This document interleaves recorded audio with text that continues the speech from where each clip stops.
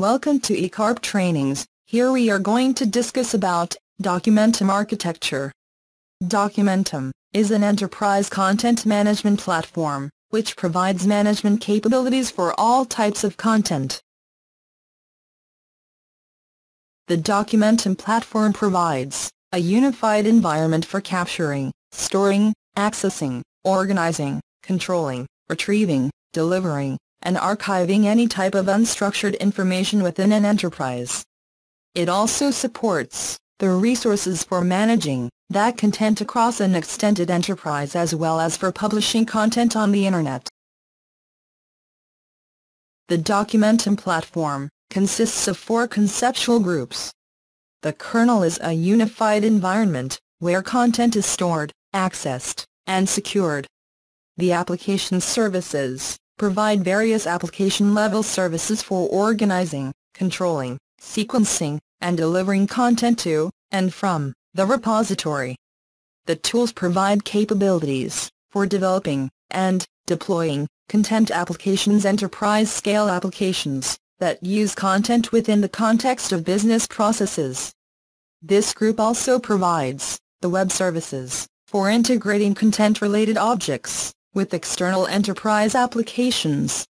The experiences provide the framework and interfaces enabling users to process and use content management functionality in desktop or browser-based applications.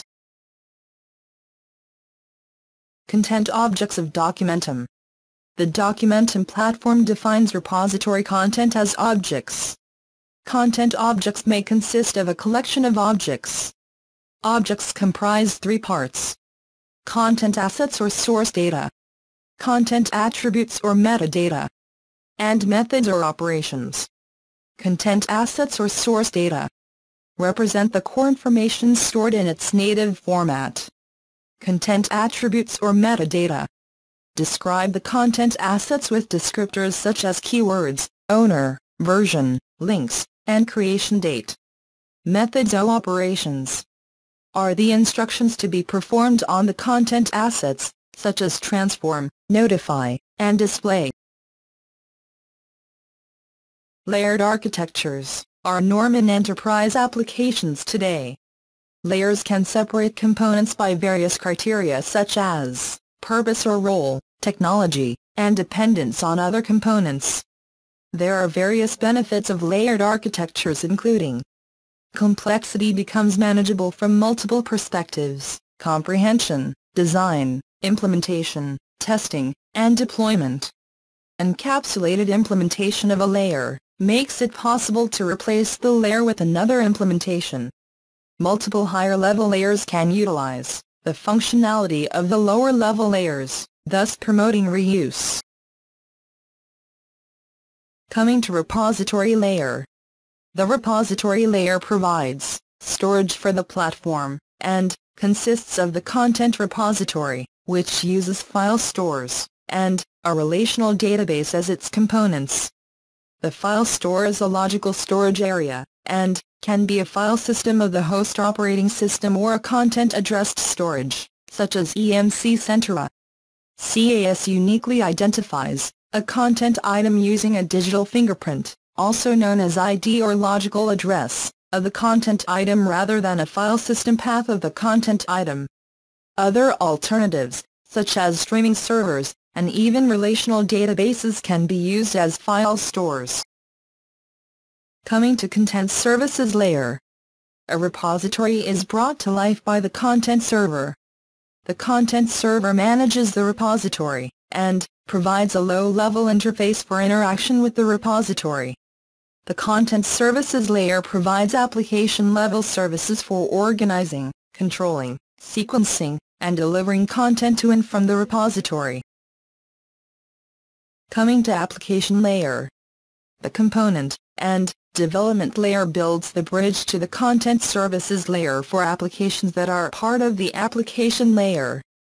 It is the application layer that makes the platform available to human users.